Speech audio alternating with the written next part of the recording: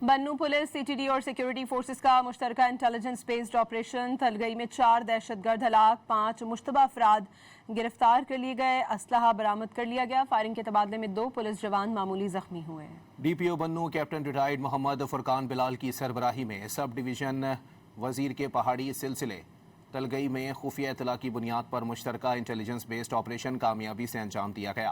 फितनतुल ख्वारिज के दहशतगर्दों ने security forces पर शदीद फायरिंग की, जिसके जवाब में फोर्सेस ने इंतहाई मौसर हिकमत अमली का मुजाहरा करते हुए भरपूर कार्रवाई की। तकरीबन 7 घंटे तक जारी रहने वाले शदीद मुकाबले के नतीजे में 4 दहशतगर्द हलाक कर दिए गए, जबकि 5 मुश्तबा अफराद को गिरफ्तार कर लिया गया।